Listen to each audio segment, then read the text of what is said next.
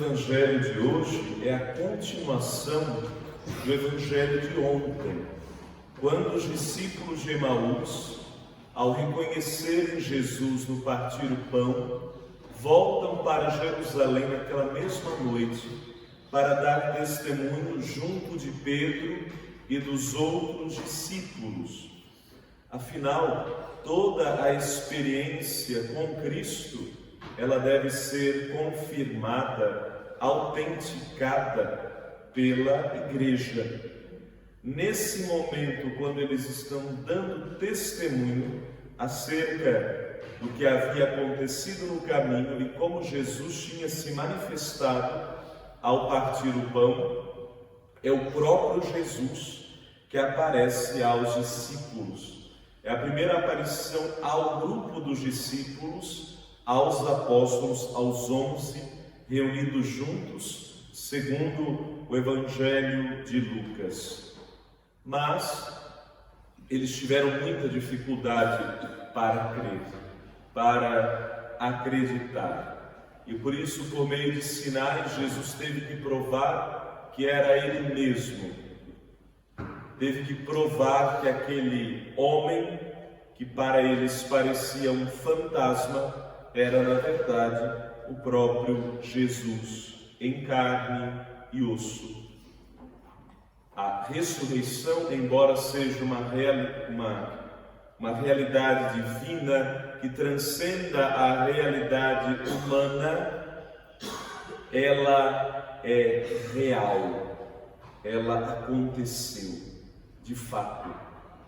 Por isso Jesus mostra as mãos, os pés, lhes diz que um fantasma não tem carne nem ossos como ele tem. Então se trata, portanto, aquele corpo que foi crucificado, que foi sepultado, é o mesmo que foi ressuscitado.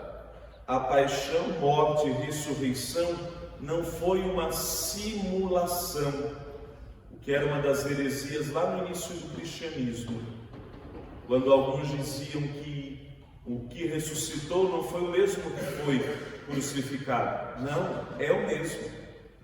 E o Evangelho de hoje deixa isso claro.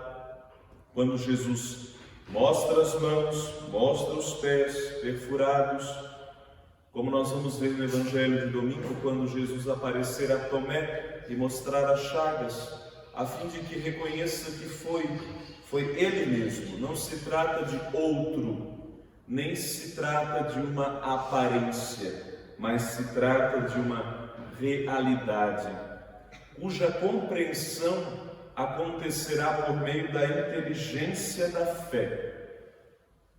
Não se trata de uma compreensão humana, mas de uma compreensão iluminada pela fé. E por isso o Evangelho de hoje termina dizendo: Jesus abriu a inteligência dos discípulos para entenderem as Escrituras. E acrescenta, além disso, novamente o tema da conversão e do perdão dos pecados, que aparece novamente no discurso de Pedro. Também a ressurreição de Jesus deve nos mover para a conversão. A conversão não se trata apenas de um tema da Quaresma. Com o fim da Quaresma não terminou o processo de conversão. Pelo contrário, ele tem continuidade, agora olhando para a vida nova que o Cristo ressuscitado nos oferece. Agora nós temos novos elementos para trabalhar pela nossa conversão, pela nossa salvação. É o que Pedro vai dizer no seu discurso aos judeus, quando revela aos judeus, sim, que de fato eles foram responsáveis pela morte de Jesus, mas agiram por ignorância, agiram porque ainda não tinham a inteligência da fé.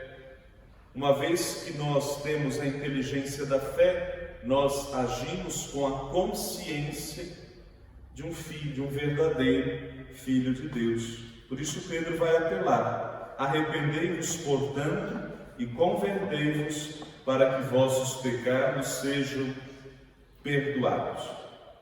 Enfim, nosso trabalho continua. O trabalho de conversão, o trabalho de viver a vida nova do ressuscitado, a oração, a caridade, a penitência permanecem. São o pão nosso de cada dia. Nesta sua aparição, Jesus se alimenta com peixe, para provar-nos que não é um fantasma.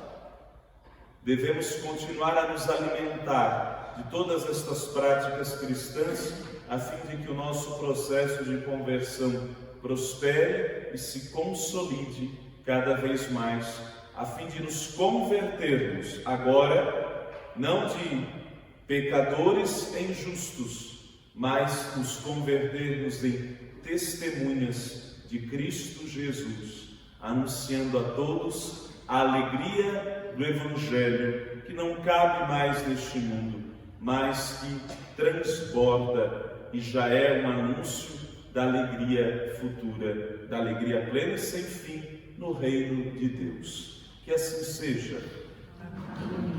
O Senhor